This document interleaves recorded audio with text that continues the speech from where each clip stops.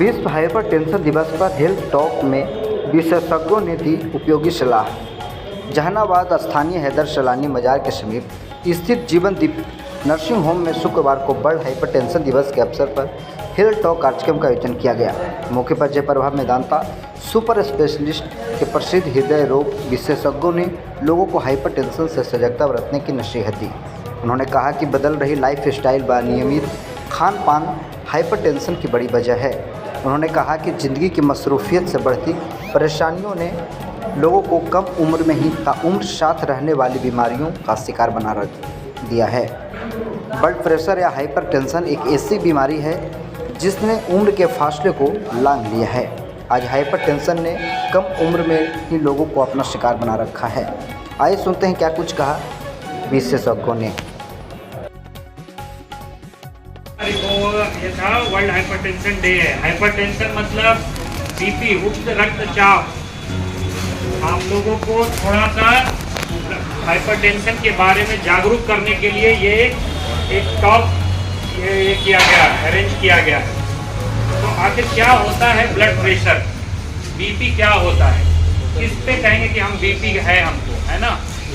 तो एक वैल्यू होती है उसकी, बीपी जो नापते हैं हम लोग। अगर ऊपर वाली बीपी 140 से ज़्यादा और नीचे वाली 90 से ज़्यादा, तो उसको बोलते हैं कि आपको ब्लड प्रेशर का है, तकलीफ है, मतलब प्रॉब्लम है। अब अभी हमसे कुछ सवाल हो रहे थे कि तो क्या इसके कैसे पहचानेंगे कि हमको ब्लड प्रेशर है। तो मैं एक बार बताऊं कि ब्लड प्रेशर के कई बार बहुत लोगों को सिम्टम्स नहीं होते हैं, मतलब तकलीफ नहीं पता चलता है उनको। धीरे धीरे करके ब्लड प्रेशर बढ़ता रहता है और पेशेंट यूज टू हो जाते हैं, मतलब।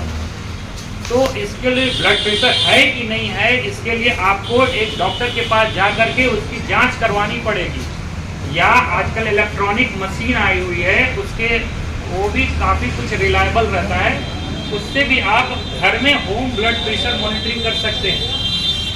क्योंकि जब कभी तकलीफ अगर होगा, अगर ब्लड प्रेशर एक थ्रेशोल्ड लेवल से बढ़ जाएगा तो उसके कॉम्प्लिकेशन होते हैं कई बार। अगर ब्लड प्रेशर की तकलीफ अगर ये है तो जो होता है वो सबसे ज़्यादा होता है कि आपको सिर दर्द, वो भी सिर के पिछले हिस्से में दर्द, बहुत तेज दर्द होता है उसमें, ठीक है। सांस फूल सकता है अगर ब्लड प्रेशर अगर बहुत ज़्यादा बढ़ रहा है तो। चक्कर आ सकता है, कई बार पेशेंट बेहोश भी अगर बहुत ज़्यादा अगर ये है तो बेहोशी जैसी भी नौबत आ जाती है। थकावट हो सकता है, ये सब ब्लड प्रेशर के सिम्टम्स हो सकते हैं। अगर पेशेंट को ब्लड प्रेशर के साथ मान लीजिए किडनी की प्रॉब्लम है, क्योंकि ब्लड प्रेशर किसको किसको नुकसान कर सकता है, तो हार्ट को नुकसान कर सकता है, उसके कारण हार्ट अटैक, हार्ट फेलियर के सिम्टम्स हो सकते हैं। आँख को डैमेज करता है वो, ब्रेन को डैमेज करता है। ब्रेन हेमरेज तो सुने होंगे आप लोग। अगर बीपी 180, 90, 200 से ऊपर चले जाए तो ब्रेन की नस फट सकती है और ब्रेन हेमरेज हो सकता है। एक अंग आपका पूरा, एक बाजू का लगभग पैरालिसिस के शिकार हो सकते हैं आप लोग, मतलब पेशेंट अगर ये है। तो ये कई बार जो पेशेंट हमारे पास आते हैं वो यही कहते हैं कि हमें तो ब्लड प्रेशर था ही नहीं, और वो तकलीफ लेकर के आते हैं ब्रेन हेमरेज, मालूम चलता है बीपी 200 है। कई बार पेशेंट आते हैं सांस फूलने का लेकर के, उनके फेफड़े में पानी रहता है, देखते हैं हार्ट कमजोर हो गया, ये है बीपी रहती है 200, 250।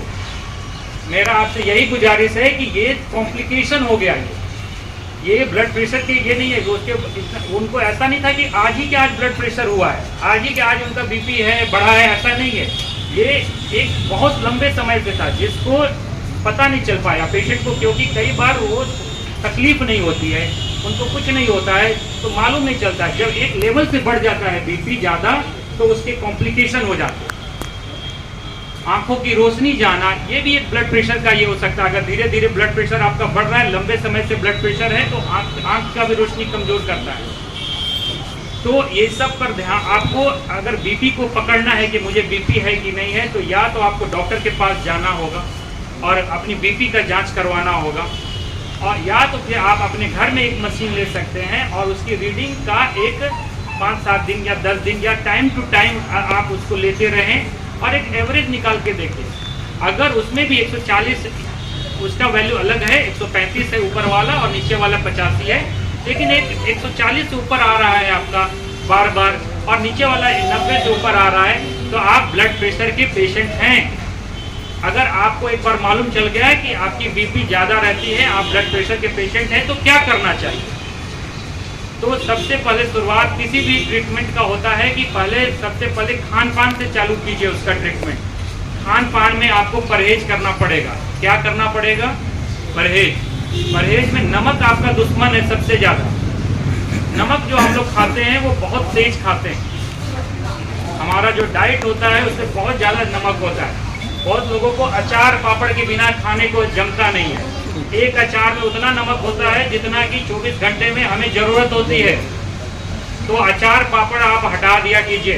कभी कभार ले ले तो उसको ये नहीं है, लेकिन रेगुलर जो आप खाते ना खाएं। नमक जो खाने में बन के आए, मतलब सब्जी में, दाल में, बस वो भी तेज नहीं, वही बहुत ज़्यादा हो गया। कहता है कि 2 ग्राम से ज़्यादा नहीं होता है, तो 2 ग्राम तो आप नाप नहीं पाएंगे।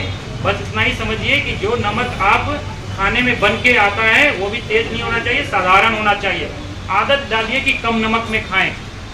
ऊपर से ना सलाद में ना तो फल में नमक। हम लोग आदत है कि मिर्च में नमक, सलाद में नमक, पूरा एकदम उसको बना करके वो सब से परहेज कीजिए, उसको हटाइए सबसे पहले। अगर वजन किसी का ज़्यादा है, वजन घटाइए, अच्छी नींद लीजिए, ठीक है, और उसके बाद कम से कम 30 से 45 मिनट टहलिए। ये सबसे वजन घटेगा आपका और बीपी भी घटेगा। फाइबर वाले फूड कहता है खूब सलाद खाइए, खूब फ्रूट्स खाइए। फ्रूट्स में भी जो कहता है पोटासियम से जिसमें ज़्यादा हो। नमक में सोडियम होता है और सोडियम से नमक बीपी बढ़ता है और पोटासियम से बीपी घटता है। पोटासियम किस में है? पोटासियम फ्रूट्स में है। आपका अभी गर्मी का टाइम है, खूब तरबूज खाइए, पोटासियम है, केला है, ये सब पोटासियम है इसमें। डाब में भी है। हाँ, डाब में भी है। तो फ्रूट्स बेसिकली एक याद रखिए, खूब फल खाना है, खीरा, ककड़ी, एकदम सलाद बहुत खाना है बिना नमक का। बिना नमक का, नमक आपका दुश्मन है। कुछ लोगों का, आप लोग का रहता है कि सेंधा नमक खाएंगे। नहीं, सेंधा नमक में क्या सोडियम नहीं है? सेंधा नमक में आयोडीन नहीं है। और घेंगा का जो रोग चला गया है वो आ जाएगा। आयोडीन नहीं है उसमें।